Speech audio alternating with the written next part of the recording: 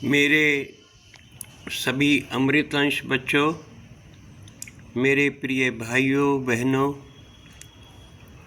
मेरी माताओं, मेरे बुज़ुर्गों, आज मैं अध्यात्म का आखिरी चैप्टर,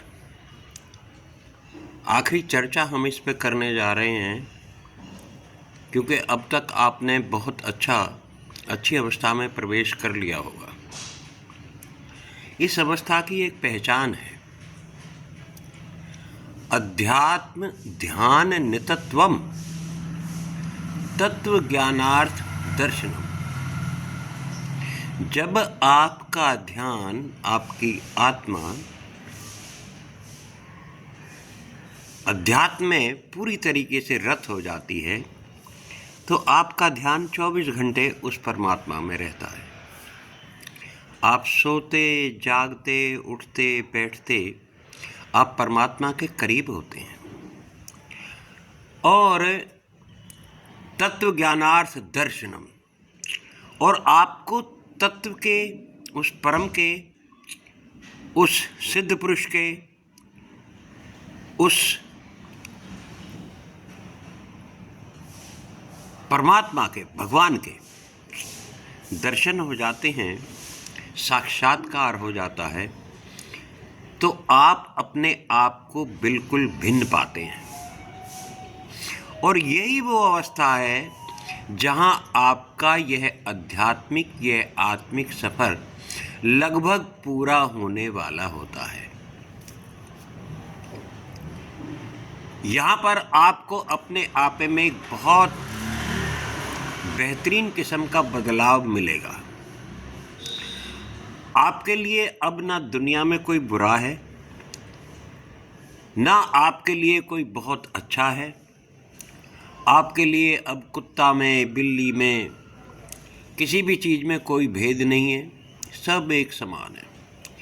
ना इंसान में, ना औरत में, ना आदमी में, ना नारी में, ना काले में, ना पीले में, ना पैसे वाले में, ना गरीब में, सब एक समान हो जाएंगे आपके लिए। आपकी सोच इस किस्म की हो जाएगी कि आपका स्वभाव परमात्मा स्वरूप हो जाएगा। आप स्वर्ग से भी हट जाएंगे, स्वर्ग से भी परे हो जाएंगे। स्वर्ग का मतलब है स्ववर्ग, केवल एक ही वर्ग में घूमना, एक ही विचार को लेके, राधे राधे जी, राधे राधे, एक ही विचार को लेके आगे बढ़ना। तो एक ही विचार वो क्या होता है, वो परमात्मा का नाम होता है। उस परमात्मा के नाम से जब आप इतना हो जाएंगे कि 24 घंटा उसी में रत रहेंगे, तो आपका लगभग यहाँ अध्यात्म पूरा होने को हो जाता है। और आखिर की जो आपकी अवस्था है, उस अवस्था में भी आखिर की अवस्था, और आखिर की अवस्था में भी आपका आखिरी टेंट, आखिरी पड़ाव, और उस आखिरी पड़ाव में भी आपके केवल 1 या 2 कदम बाकी रह जाते हैं। आपका परमात्मा में विलय होना, आपका परमात्मा में ही मिल जाना, यहाँ आके आप बेबस हो जाएंगे। क्योंकि जो पीछे का जो कुछ आप कर आए हैं, ये तो आप तक का काम था। अब परमात्मा की उंगली आपके हाथ में है। अब परमात्मा आपको इस उंगली से कैसे ऊपर करेगा, कैसे ऊपर चढ़ाएगा, ये आखिरी स्टेप जो है, ये आखिरी कदम जो है, ये आखिरी आपके चरण जो हैं, ये कैसे परमात्मा की तरफ आगे बढ़ेंगे, ये काम वो परम पुरुष ही कराएगा। ये काम आपका वो परम पुरुष ही कराएगा, आपसे नहीं होगा।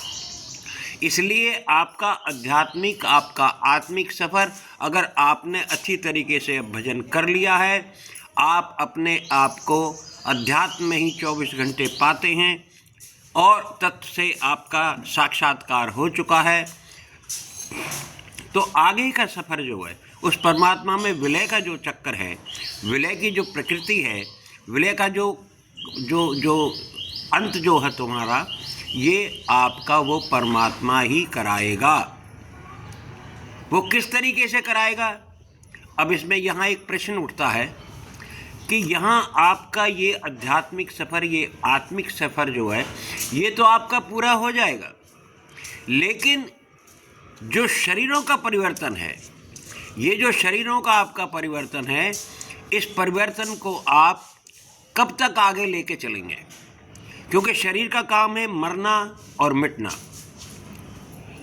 या मर मिट के भी दूसरा जन्म लेना। अब इस पुनर्जन्म से कैसे आपको मुक्ति मिलेगी?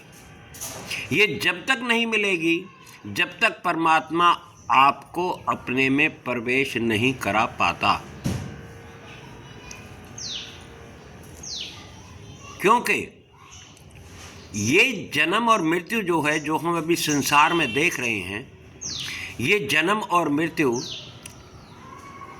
ये वो जन्म नहीं है जिसे हम अलौकिक मानते हैं। ये जन्म वो है, ये मृत्यु वो है जो बार बार जन्म ली जाती है और बार बार इसकी मौत होती है। ये शरीरों का परिवर्तन है। तो ये परिवर्तन आपका कब समाप्त होगा? ये परिवर्तन आपका जब समाप्त होगा, जब आपके कर्मों के भोग जो है ना, जब ये पूरे हो जाएंगे। क्योंकि मैंने एक बार बहुत दिन पहले एक चंद लाइनें लिखी थी कि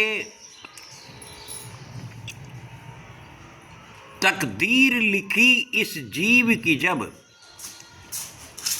कुछ कर्म जरूर लिखे होंगे, तदवीर भी साथ लिखी होगी, कुछ भोग जरूर लिखे होंगे।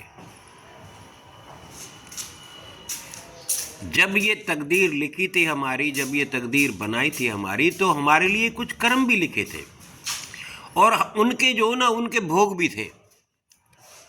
तो ये तो कर्म और भोग की बात है। अब 184 लिखी दासा,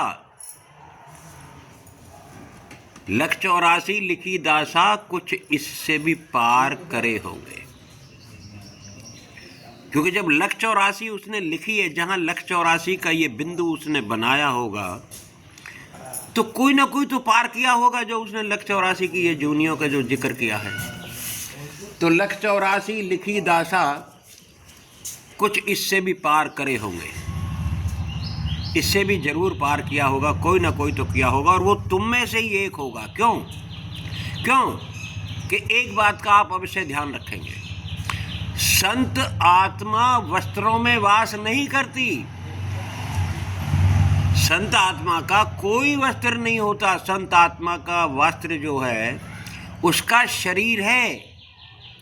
संत शरीर में बैठा है, ना कि वस्त्रों में।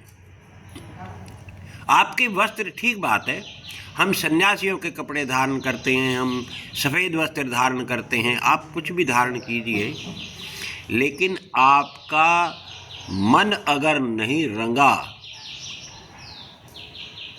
तो वस्त्रों से इसका कोई लेना देना नहीं है। संत आत्मा किसी खेत में काम करने वाली आत्मा हो सकती है, कहीं लेबरगिरी कर सकती है, कहीं बाग में बगीचे का काम कर सकती है, कहीं और वो जूते भी गांठ सकता है, वो चाय बना रहा होता है, वो कुछ भी कर रहा होता है। संत आत्मा का स्थान केवल उसका शरीर होता है। संत आत्मा का कोई वस्त्र नहीं होता, उसका शरीर ही उसका वस्त्र होता है, और वो उसी शरीर में वास करता है।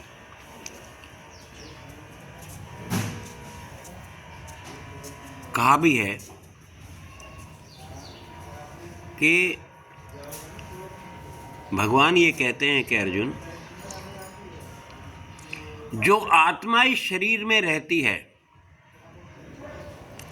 जो आत्मा इस शरीर में रहती है, वो जब भजन करते करते करते करते अध्यात्म की उच्च अवस्था को पहुंच जाती है, तो उसे ये ध्यान हो जाता है, उसे ये ज्ञान हो जाता है कि तू कौन है और तेरा शरीर कौन है, ये शरीर है क्या। और जब ये ज्ञान हो जाता है उसे, जब ये ज्ञान का आभास हो जाता है तो वो सब कुछ जान लेता है कि तेरा शरीर और है, तू कोई और है। तो ये जो आपकी यात्रा है, जो जन्मों की और मरण की जो जन्म और मरण की जो यात्रा है, ये आपकी जब तक चलेगी जब तक आपके कर्मों के भोग पूर्ण नहीं होंगे। आपके कर्मों के जैसे ही भोग पूरे हो जाएंगे, ये शरीर आपका केवल एक बार आपको जन्म मिला था और एक बार ही आपकी मृत्यु है। राधे राधे बेटे, एक बार ही आपकी मृत्यु है। वो जन्म आपका तब हुआ था जब आप परमात्मा से ये आत्मा अलग की थी उसने, और मृत्यु आपकी जब है जब आपकी ये आत्मा उस परमात्मा में मिल जाएगी। तो ये जन्म केवल, जिसे हम अलौकिक कहते हैं, जो इस लोक से परे की सत्ता है उसके हाथ में है ये। हम बहुत सारी चीज़ों में खोज कर रहे हैं, कोई समुद्र को खोज रहा है, कोई ग्लोबल वार्मिंग को खोज रहा है। सबको मालूम है कि होने क्या जा रहा है, हर आदमी जानता है, हर नेता जानता है, हर इंजीनियर जानता है कि हमने जो कर्म हमने किए हैं उनका नतीजा क्या होने जा रहा है। पानी की समस्या हो गई, समुद्र में प्लास्टिक की बोतलों से भर दिया, शैलों से भर दिया, बम्बों के खोलों से भर दिया, टैंक बन रहे हैं, लोहा निकल। आप अंदाज़ा लगा सकते हैं कि आप एक दिन में इस पृथ्वी से कितना क्रूड ऑयल निकालते हैं, लेकिन और कितना पीने के लिए पानी निकालते हैं। आप जान गए होंगे इस बात को, आप पूरी तरीके से परिचित होंगे इस मामले में। लेकिन अभी किसी नेता ने कोई ऐसा ठोस, ऐसा सॉलिड कदम नहीं उठाया कि इसके ऊपर कोई कुछ कर सके। मोदी जी ने एक अहम फैसला लिया था और लाल किले से उन्होंने प्राचीर से कहा था कि तुम लोग जो सिंगल यूज आइटम है उसको बंद कर दो। वो बिल्कुल नहीं हुआ, कुछ भी नहीं हुआ। हाँ, 1% अगर कहीं हुआ है, कोई अकलमंद आदमी है तो उसने भी क्या काम किया है, अपने घर में बास्केटें रखी हुई हैं, डस्टबिन रखे हुए हैं, प्लास्टिक को उस डस्टबिन में भरते रहते हैं, वहाँ से कोई गाड़ी आती है। अब जो प्लास्टिक का जो रॉ मटेरियल था वो तो ज़मीन से या पेड़ों से ले लिया तुमने, लेकिन वो अंत में जाएगा कहाँ, वो गया कहाँ। तुमने उसको मशीनों में डाल के उसका चूरा बना दिया, चूरा बनाने के बाद उसको सड़क पे फैला दिया, कुछ भी किया, तुमने इस पृथ्वी को खाली कर दिया।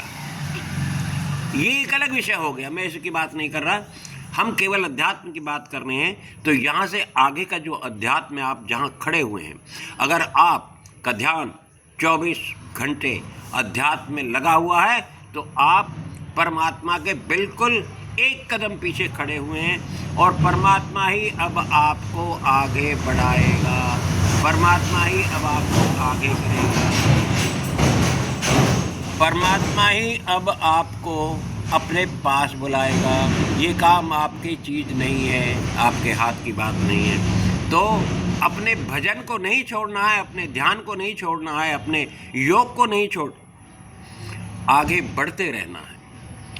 आगे जो भी कुछ नया मैं अब अपनी सोच के अनुसार डालूंगा, यहाँ आपकी आध्यात्मिक यात्रा, आपकी आत्मिक यात्रा वहाँ उस पड़ाव पे जा पहुँची है जहाँ आपका अब अगला हिसाब किताब उस परमात्मा के हाथ में है। लेकिन ध्यान रखना, यहाँ से उल्टे नहीं हो जाना, यहाँ से घूम नहीं जाना, यहाँ से बहक नहीं जाना। ये प्रकृति है, प्रकृति में बहुत भटकाव है, और हर आदमी जो आपके साथ आएगा, जो आपको मिलेगा, उसकी भी प्रकृति अलग होगी, उसका ऑरा अलग होगा, उसका तेज अलग होगा, उसका ओज जो है ना वो अलग होगा, आपको डिस्टर्ब कर सकता है। इसलिए आपने उन लोगों से बचना भी है, अपने आप को बचा के रखना है और अपने आप को आगे लेके जाना है, तभी ये जीवित है।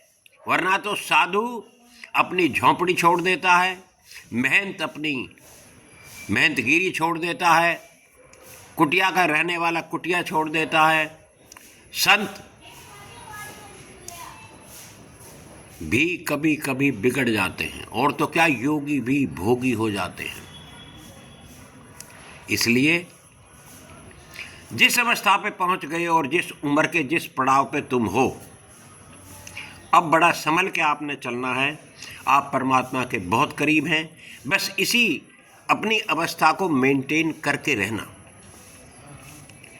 महाकुंभ का पर्व चल रहा है। मैंने एकादशी को व्रत रखा था और मौनी अमावस्या के दिन मैंने सोचा था कि मैं कुंभ निकल जाऊंगा, लेकिन सेहत, शरीर ने कमजोरी की वजह से, मुझे ठीक बात है कि मैं कैंसर का मरीज हूं, लेकिन कमजोरी की वजह से मैं नहीं जा पाया। मैं कमजोरी की वजह से वहां नहीं जा पाया, लेकिन जा पाया तो 4 दिन के बाद। वो भी मेरे छोटे बेटे ने मुझे कार में लिटाया और मुझे ज़बरदस्ती कुंभ में ले जाके 24-26 घंटे में हम वहाँ पहुँचे। बड़ी भीड़ थी, लेकिन बहुत अच्छे स्नान हुए। सदाशिव महाराज के लिए मैं बहुत उनका क्या उनके लिए शुक्रगुजारी करूँगा। मैं क्या शुक्र करूँगा, मैं तो हूँ ही नहीं कुछ भी। मैं उनका क्या शुक्र करूँगा कि मैं उनको क्या उनके लिए क्या कहूँ। मैं उन्हीं की संतान हूँ, क्या कहूँगा मैं उनसे, कुछ नहीं कह सकता। ये थी कि उनकी कृपा थी कि मुझे वहाँ पहुँचा लिया, उन्होंने मुझे वहाँ बुला लिया और अपनी गंगा मैया में मुझे मेरे स्नान करा लिए, अमृतपान करा लिया मेरा। मैं उनका बड़ा आभार तो क्या जताऊँ, क्योंकि आभार जताऊँ भी तो किस लिए, मैं तो संतान ही उन्हीं की हूँ। अब आभार किस बात का, किस बात की सोच। आभार तो उसका जताना होता है जिस इंसान को मैंने कभी देखा नहीं हो, या भाई कुछ ऐसा कर दिया हो, कोई अनजान आदमी है उसने कुछ ऐसा कर दिया जिसके लिए मुझे आभार जताना पड़े। वो तो मेरा ही तो है और मैं उसका हूँ, तो आभार किस बात का, भार किस बात का, कोई आभार नहीं। वो जो करा रहे हैं बस ठीक करा रहे हैं। और भैया ये शरीर है मेरा, पता नहीं अब मुझे कितनी बार मरना पड़ेगा, कितनी बार जीना पड़ेगा। कि अर्जुन, जब तक इस शरीरों के लिए तूने, शरीरों के सुख के लिए अपने संस्कारों को बिगाड़ने या बनाने के लिए जब तक तूने दूसरों की आत्मा को दुख दिया है, दूसरों को सताया है, तब तक तुझे ये शरीर बार बार धारण करना पड़ेगा, क्योंकि तेरे भोग पूरे होंगे नहीं और तुझे ये शरीर बार बार धारण करना पड़ेगा।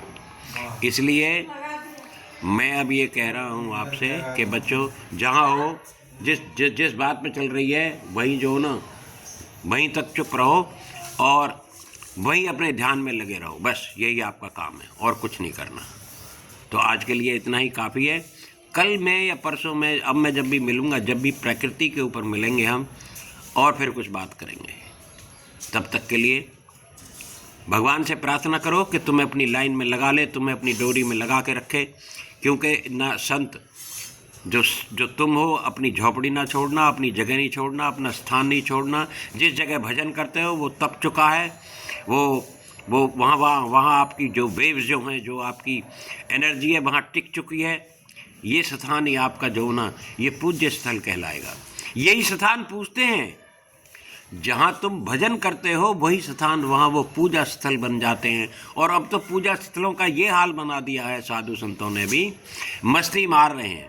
किसी ने चाय की, पकौड़े की, बर्फियों की दुकान खोल रखी है, गाँव में लगा रखी हैं, उनमें बेच रहे हैं, कर रहे हैं।